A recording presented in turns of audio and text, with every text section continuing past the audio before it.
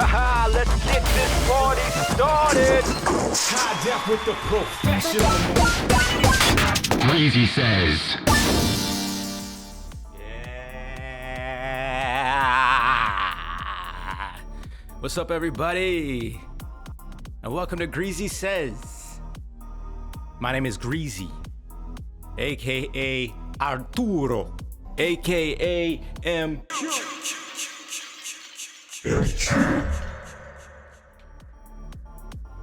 Been in the gaming industry for 15 years. I don't know if you'd call me a vet yet, but I'm getting close. Been in all aspects, all creative aspects of the gaming industry.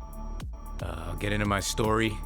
Actually, if you guys want to know my story, if you want to hear the backstory, hit me up, and maybe I'll do a special segment about it or some shit like that.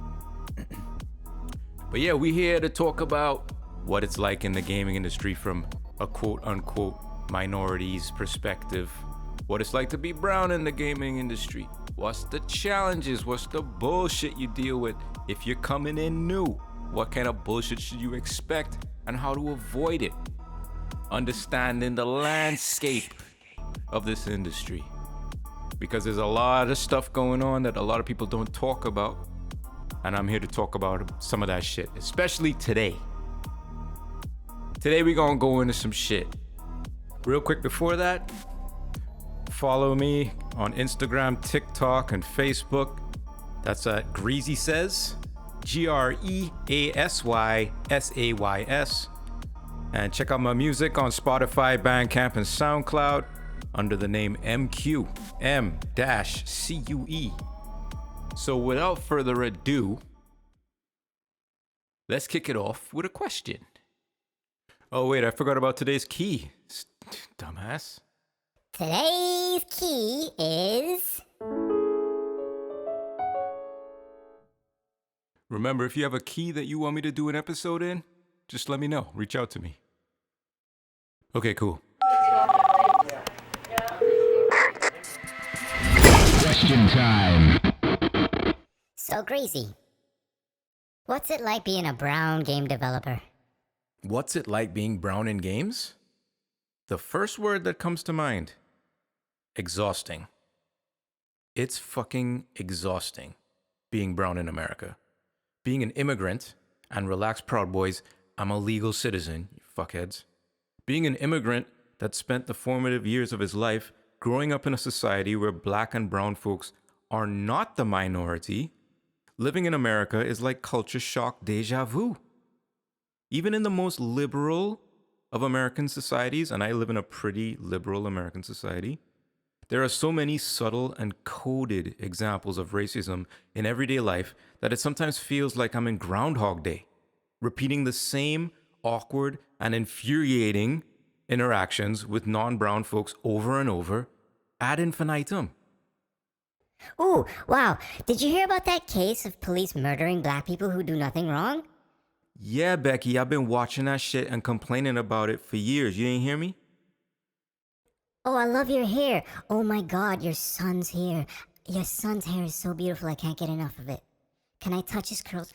Can I cut off your fucking hand, Tiffany? So where are you from, like, originally? Where the fuck are you from, Michael? Tell me that. Being brown in America is a constant reminder that you don't belong. Being brown in America is like being an inmate in an asylum, but you don't know it. All the doctors and orderlies try to make you feel comfortable, docile, and convinced of your own insanity. But you're strapped down yelling, "Can't you see it? It's right in front of you, can't you see it?" As they wheel your ass into a padded room on some Shutter Island shit. Shout out Scorsese. The thing about being brown in America is that it permeates everything in your life. You know how white women and white gender fluid people complain about how the world is stacked against them? Well, bitch, at least you white. At least you have the skin color social credit score of over 700. You could get that social loan. You can get people to listen to you. You have an entire society built around and in service of your needs. Brown folks, not so much. So here's the thing, right? Art imitates life. And guess what? games imitate life as well. And that means that unfortunately, developing games imitates life too. Game development is a mainly white, male industry. Don't let this game cover art fool you that's coming out these days. Marketing is using female and black faces to act like they care, to act like they're woke, or whatever version of bullshit they're selling you this week. So you'll buy that overpriced subscription to DLC.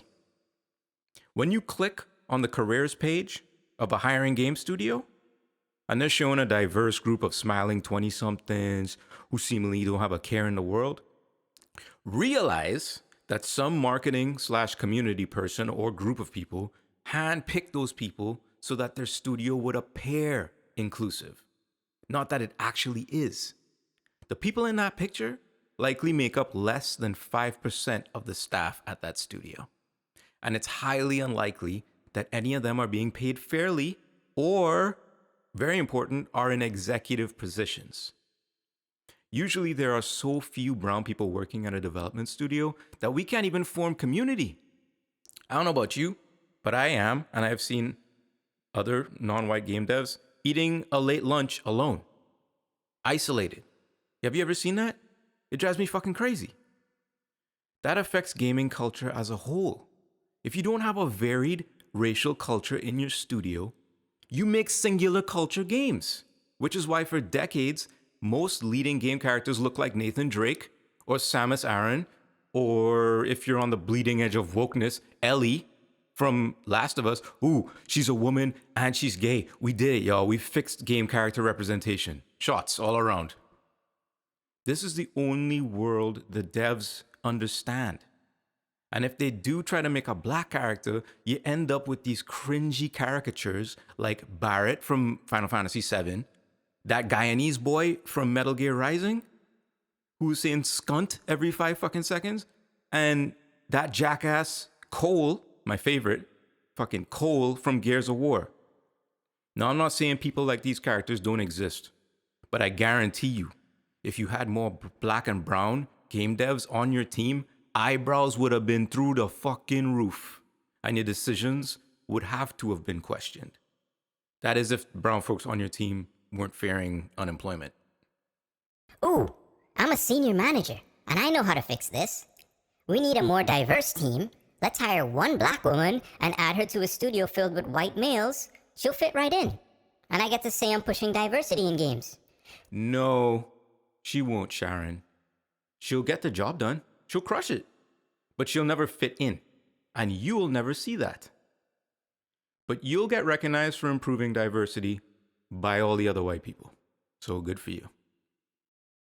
You can't just call in diversity like a Marvel vs. Capcom support character and expect your studio culture to just magically improve. In fact, it often has the opposite effect, making your diversity hire feel just like that, some kind of appointed spokesperson for that race. And your team, made up of mostly white people, will see her that way as well, as a diversity hire, not for the skills that she's bringing to the table. And they will treat her like that. Even if it's subconscious, they will treat her that way.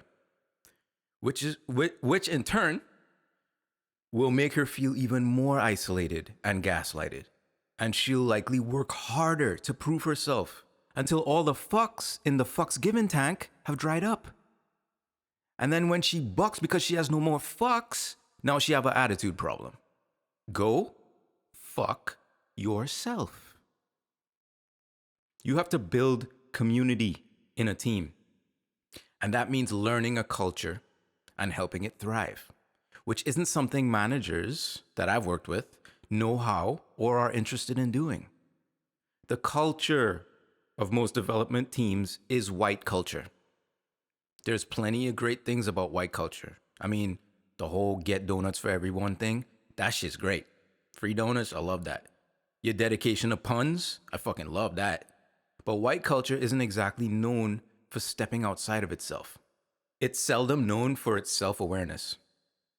It's not their fault. It's just historically, they don't have to be. But that negligence hurts team culture, and it stifles the voices and ideas that don't fit into that framework. Putting a brown face on the front of a white-owned, white-run company doesn't equal diversity or equal opportunity. It's just opportunistic. Stay in these realms long enough and you end up feeling beaten down. Or you just sort of assimilate. You stop trying to influence what characters get made or what stories are told. You just stop engaging in discussion because every discussion feels like a debate. You stop having edges so you'll be smooth to the group. Or you form your own microgroups, if that's even possible.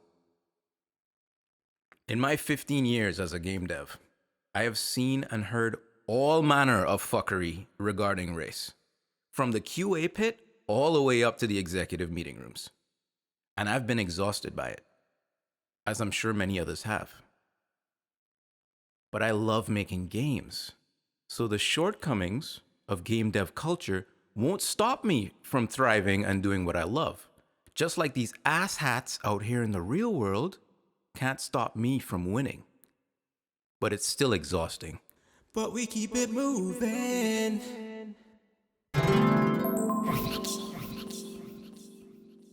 Yeah, I mean, I've done several jobs in games, y'all. A lot of different things. I've been a creative lead, which is essentially the director, the creative director of the title, not of the studio, but of the game itself. So you come up with the ideas, you come up with the direction of the whole game. If the shit sucks, it's your ass. So a lot of responsibility in that fucking role.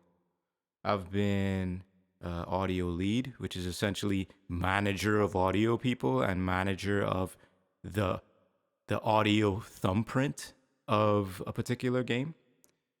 Again, you're managing people. I've been a sound designer, obviously, making sounds for the games, music, voiceover. I've directed voiceover. I got a crazy story from back in the day. One time I actually got to voice direct Usher, like Usher, the fucking R&B singer. You may be wanna be the one. Yeah. He was cool as fuck. Real cool guy. What was hilarious is he was actually doing lines that I would usually do. Anyway, I could tell that story some other time. Let me know, guys. Reach out to me. Let me know if you want me to tell the whole Usher thing. Start a new relationship with you. What else? I've done level design. This is what you do. Not a lot. Like, I'm not like an Unreal guru or anything like that. I don't know how to make a fucking COD map with sight lines and all that shit. But I've dabbled quite a bit building levels and in many different engines. What else? I've been a QA lead. Shout out to fucking QA. Yo, respect fucking QA. All right, y'all? Do not fucking disrespect QA. Do not think QA is stupid. Do not think QA is less than you. I used to work with a fucking... who used to talk down to us in QA when I was a QA lead. This dude was a fucking asshole. Guess what? He was a fucking plumber. A fucking coder. Yeah. Respect QA, because guess what? Without QA, nobody else is playing your fucking game. So fall back, motherfucker. No one else is going to tell you that your shit is fucking broken. No one is going to dig deep into your game's mechanics and even the fucking menu screens to tell you that the shit you thought you were flawlessly coding or whatever is fucking broken. All right? So respect QA. I got a lot of passion for QA. Fuck that noise. I've also been a QA grunt, like starting at the bottom. That's how I got into games. I've done fucking voiceover direction. Oh, I already said that. Stupid.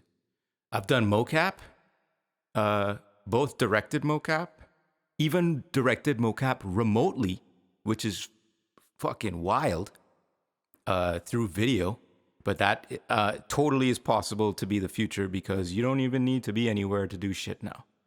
I've done mocap myself. I've been like maybe 3, 4, 5 characters in different games. The most recent one I worked on was a lot of fun. Imagine me basically hanging off of a shelf with a big dude behind me holding the shelf so I don't fucking fall over and like basically trying to jump off of this shelf to do this cat animation or whatever. It was a lot of fun. Mocap is crazy fun. It's physically demanding, right? And it sometimes can be grueling because you're in the suit doing repetitive motion and you get wiped out. You gotta be in shape to do fucking mocap. Unless they mocapping a fat person, I guess that's cool too. You know what I mean? But it takes a lot of work. It's a very physically demanding job. What else have I done? I've pitched games, got a couple signed, which is a crazy feeling when you get that much money to make a game. It's fucking wild. You're like, how the hell did I even get? Who the fuck trusts me to do anything right? But you know what? I still fucking crushed it. So, and then I've gone to conventions and done both like booth stuff, which is cool because you get to meet the real people who actually play your games. And it's really funny when they shit on your game before they even play it while they're waiting in line. Yeah, I particularly enjoy that. Nerds, thanks for that. But yeah, I've done stage shows at conventions like E3 and I was even on like Oculus's main stage for a presentation for a game I worked on. So I've done a lot of shit. So yeah, I've done a lot of shit. So I know what I'm talking about when I say all this shit from before. And being brown, I've experienced all the shit I've talked about in the past. That's not just me fucking talking out my ass. All right?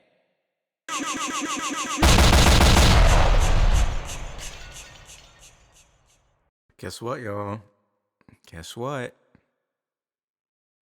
I'm getting solar. We're going solar. Solar. Yeah, I'm so fucking psyched. Solar. Like solar power. Like solar panels on my roof. Solar. I am so fucking psyched. I can't wait. Here's the thing. I've done like a bunch of research on this now, right? Some of y'all might know about this. The price of electricity goes up like every year. It just keeps going up. It's not gonna stop. So like, and where does that electricity come from? Yeah, some of it comes from solar, some of it comes from wind, but most of it comes from fucking gas and like oil and shit, right? Am I wrong? So I'm like, yo, solar makes so much fucking sense, and it's getting cheaper. Like solar panels are like three. You could get some shit for like $3 a kilowatt hour. A kilowatt hour. Let me see if I can explain this shit. I am not a scientist. Okay, I am not fucking Doc from Back to the Future. I can't explain this shit in gigawatts and whatnot. All right, but I think like a kilowatt hour is like a unit of energy. So like, you know, you might run your computer and that shit might be like a kilowatt hour a day. Or you might run your AC and that's like 14 kilowatt hours a day. So when you buy a panel, you buy it based on like the amount of kilowatts you could get for it to power all the shit in your house, which is mostly electric, right? Except maybe what? If you are here in fucking where I'm at and you're freezing your fucking balls off in winter, you need gas, right? To heat your house. But most of the time, AC, all that other shit is electric. So like, yo, free fucking energy, bro. With a catch, right? I mean, it's not fucking free. You gotta put the down payment down or whatever. But like, man, I can't fucking wait to get these panels, dog. I can't wait. I'll let y'all know if I fucking save a bunch of money. Cause it should, like, on a good day, eliminate all of my fucking use, or at least even it out. With the whole net metering thing. Net metering is like, you have solar panels on your roof, you generate power. If you generate more than you fucking use, you kick that shit back to the grid. You kick that shit back to National Grid or whoever the fuck giving you electricity in the first place, and they credit you that money back. And where I live, they have a really good net metering policy where they buy back your power for the same price that they sell it to you at. In other states, they don't do that shit. They sell that shit back to you for less money, which is some bullshit, which is typical fucking evil corporation shit. Oh, the exact same quality power that you generate and worth less than the power I'm selling you, that's dirty. What the fuck kind of shit is that? But yo, I am fucking psyched. Psyched to get solar, man. Let's go. Hopefully the sun don't fucking like, you know, burn up in like 5 years. I mean, we'll all be dead, so who gives a, like, I wouldn't even be alive to regret that shit. But Have anybody out there have solar? What do I expect? Is this gonna be rad? Am I gonna be disappointed? I mean, I know I have to. All right, I'll tell you what my size is. The size is like 6 point something kilowatts. Average, no? I'm not a crazy power user. Yeah, I got my studio, but like I conserve and shit. I try to conserve. We all gotta conserve, right? You can't be just drinking up all the fucking water. Can't be shitting everywhere and flushing twice and all this shit. You gotta be conservative in your living. This is the future. We have to preserve this fucking planet for people, right? So you gotta conserve. You gotta live frugally with your energy use, I believe. Walk when you can. You don't need that fucking extra car. You know what I mean? Game studios should be solar powered. Why not? Why aren't game studios solar powered? We're supposed to be at the forefront, right? We're supposed to be forward thinkers. That investment, it will pay dividends if you install fucking solar on your. Yeah, okay, you might have to get like I don't know, a megawatt or something like that to run a big studio or a medium-sized studio. But think about the footprint. You know what I mean? We already make stuff that doesn't have a physical form most of the time, unless you're like Nintendo now. Like they're the only ones left. I guess PlayStation. Everybody make discs and shit, but like most people are buying digital. This medium has to eventually go pure digital. Once Nintendo figures out how to do it, it's a wrap. Because Nintendo, real spicy about their fucking copyright and piracy and people copying games, which is why they put shit out on physical carts, because they're harder to copy, they're harder to steal. But yeah, like, just imagine if all the game companies in the world went solar. That shit would be rad. The sun powers games. Think about that statement.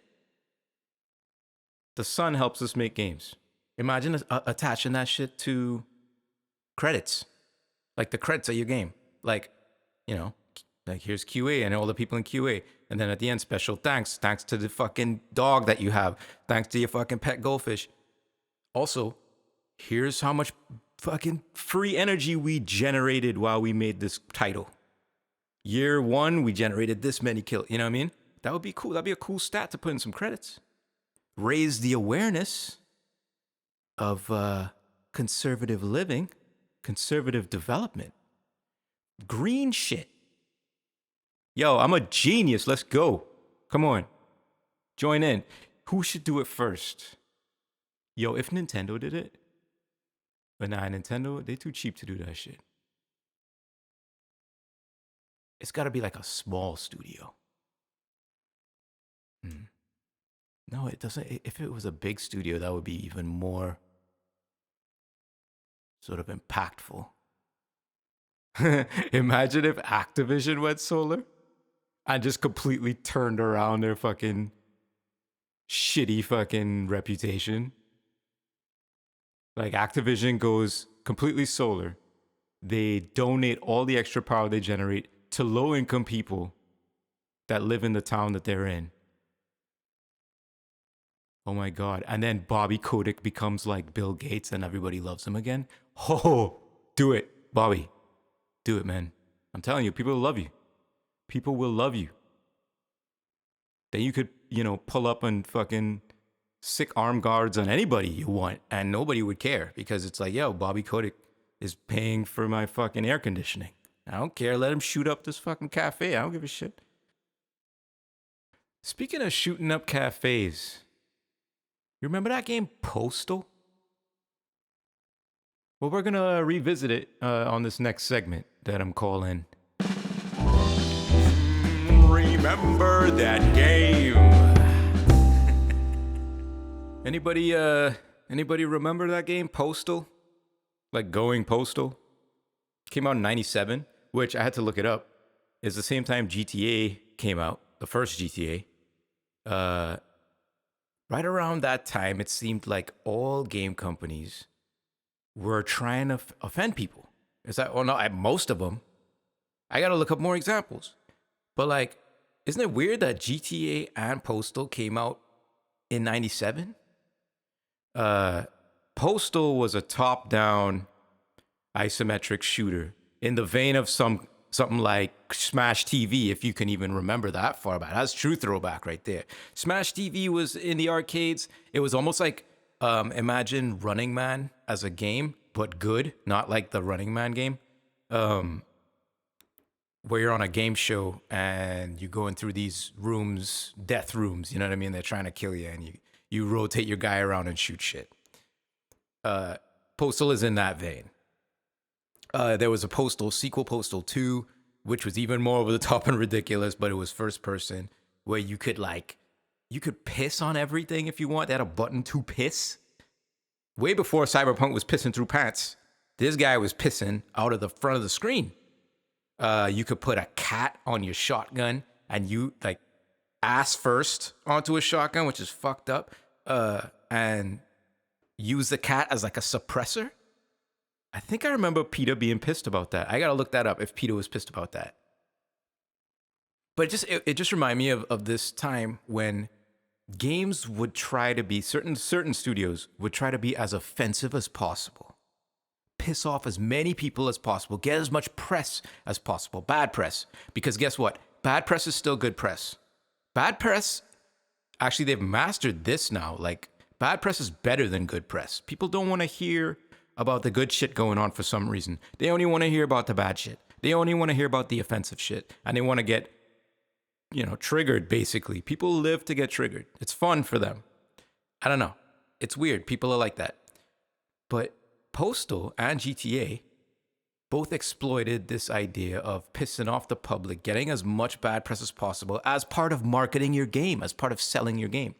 The more people talking about it, the more people are likely to buy it. And that's a technique that people still use to this day. But you know what I remember about Postal? This is the one thing, looking it up again, going over videos. It has that awesome sound that when your guy gets shot, he goes, "Oh!" You know that sound that's in like all movies, probably predating 90-something? It's from the Sound Ideas library, I think. It's like a human grunt or human hurt sound, and it's classic. Who the fuck is that guy? Who is the guy who did that sound? Who is that guy? I want to know.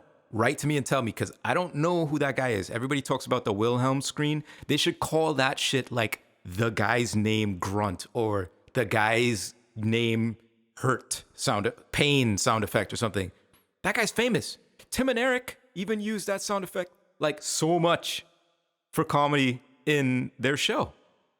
That sound is the fucking shit. So thank you, Postal, for bringing that sound to my ears. But there is a limit to how offensive you can make a game and still have an effect, I think. Like, there's another game, more recent, called Hatred. Very similar to Postal. It's still top-down. It's still running around with a gun shooting innocent people. It's a massacre game, basically. But for some reason, that one didn't hit for me. For some reason, I saw the trailer, and I remember seeing the trailer and being like, damn, that's fucking offensive as shit. And it actually made me feel like, I don't know if I want to play that. Because it was almost trying too hard to be offensive. And it was taking itself very seriously. You know? It's a guy in a black fucking trench coat. He has long black hair. He looks like fucking the lead singer of Death Clock, Nathan Explosion. Which sounds awesome, but Nathan Explosion is awesome because he's fucking hilarious. This guy was just like angry and brooding and just like a little too much The Crow, you know what I mean? So like there's a fine line where you have to infuse a little bit of humor into how offensive you make something. Particularly around like extreme violence and massacre and that kind of stuff, which, you know, it's not really a fun subject. Let's be honest, unless you're a fucking psycho. Anyway, Postal. Shout out to Postal. Shout out to Running with Scissors for kind of, you know, breaking the mold a little bit. Without Postal, there'll be no GTA. Well, they did come out at the same time, so I wonder if they like knew each other, or like, you know, sometimes that happens. Sometimes people leave studios while they're working on a game, go to another studio, start another studio, make a game exactly like that game, and they come out at the same time. It happens. I wonder if they were related in any way, or like members were related, or I don't know. I might never know. All right, let's switch over to Dope or Dumb, where we examine a trend and we talk about whether it's dope or if it's kind of dumb. Dope or dumb? Here's a fucking dumb trend. Group texts. Pause. Just take pause. Think about how many fucking group texts you're a part of. Actually, go look on your phone right now. I bet you the top 8? No, that's crazy. The top 3 of your texts in your fucking threads are groups. If not, all of your fucking texts take place in some Slack universe, which is just fucking insane to me. Group texts are part of everyone's lives now. Social media has penetrated so deep that even when you try to get away from social media, your fucking jackass friends are creating more social media for you to be sucked into because they bring... There's no escape, people. Social media is here to stay. Even if Facebook, Twitter, Instagram, TikTok, fucking whatever, 4chan, if all that shit shut down, people would still have social media via text now. There's no escape. I have group texts with 2 groups of people who are the same fucking people, except for one person. That shit don't make no fucking sense. Why are we doing this to ourselves? Why, more importantly, why are you doing this to me? You know I don't like text messages. You know I can barely keep up with one group text, let alone 3 where there's one person missing and that person's picture is just like a J or like a fucking X because they never uploaded anything, just like me. I'm not saying you have to upload anything and put a picture on your shit. I'm just saying I gotta think about all these different group texts before I respond. Like I responded to a group text the other day on some other shit from some other fucking group text. And then my wife texted me that I was wrong about the group text I was texting. It was for the other group text. I was like, yo, fuck this shit, man. Who the fuck cares about what I have to say? Nobody fucking wants to see a text from me. Nobody fucking cares. Why am I on these group texts? Who the fuck wants to be... All right, you know what else? Let's be ultra real. Ultra real. Let's be ultra fucking real. Hetero alert. Okay? Hetero alert.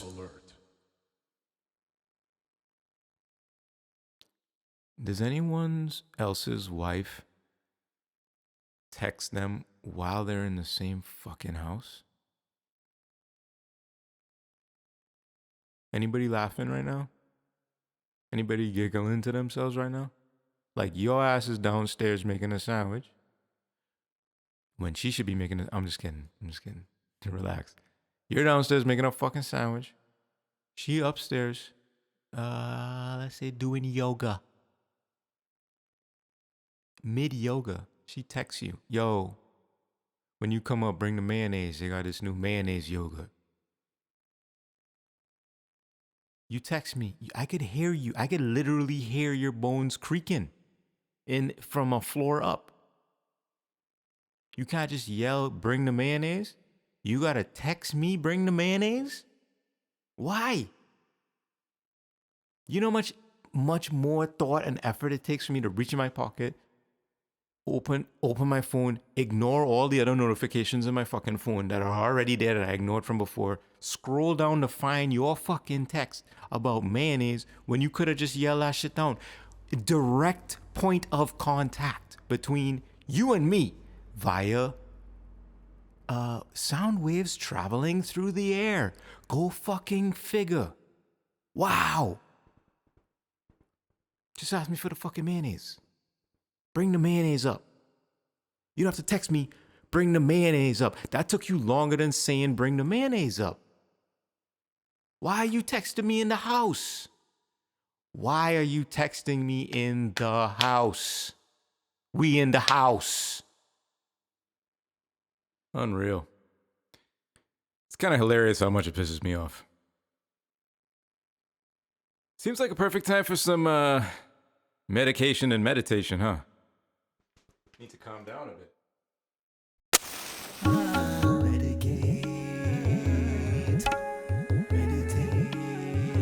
Medicate and meditate. In today's meditation, while under medication, we focus on ways to make the world a better place. Maybe your act is major, like moving a mountain or capturing the power of the sun. Maybe your act is small, like dropping a pebble in a pond or not killing that ant. Today, my act, my contribution to human betterment. All individuals will be required to keep their shoes and socks on unless they're at the beach. I know, it seems harsh.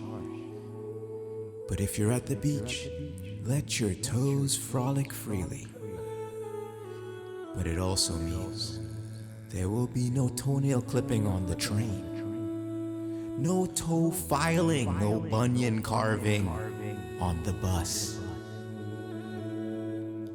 If you're on a plane, you will not remove your feet from your socks and shoes that have been boiling, moistening, marinating in loafer funk for 18 hours, and place them ever so gingerly upon the seat in front of you. Let's just try harder, people. Let's just try harder.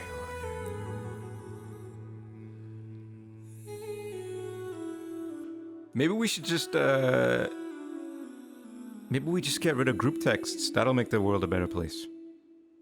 Yeah, that's it. Just blow them up. All right, y'all. I had a lot of fun doing this. This has been all over the place today. Hope y'all enjoyed this shit. Please send me feedback if you're listening to this. If you listen to all 3 episodes so far, if you listen to just 1 episode, you think this shit rules, you think it sucks, you think it could use improvement, you like this segment, you don't really like this segment, am I rambling on too much? Do you like all the singing and shit? Do you like the beats? Give me feedback. I need it so I can make this shit better. You know, I'm always trying to make this shit better. Feedback is important. Another thing you should know about games is that you get a lot of feedback. You gotta be able to take that shit. Trust. Need to be able to take feedback. So I want you guys' feedback. So hit me up. Let me know. I'll tell you where you can let me know. Perfect. I'm gonna plug all my social shit. You can find me at Greasy Says on Instagram, TikTok, or Facebook. Go listen to my music on Spotify, Bandcamp, and Soundcloud. Go to Spotify so I can get them streams. It's M-Cue on Spotify, M-CUE on all that stuff. Oh, and if you're listening on Apple, leave me a fucking review, please. Unlike a star review, that would help. It always helps. All that shit is good. And let me know if you're like, oh, I listen on Google and it's not on Google. Yeah, I know it's not on Google yet. We're working on it, but it's not on Google yet. But if you listen anywhere else, let me know what you're listening on so I can know, like, all right, I give a fuck about these people. All right? So, greasy people, thanks for coming out. Like, subscribe, comment, give me feedback, like I said. Tell me to go fuck myself. And until next time, it's me, Greasy, checking out with the room key. Laters.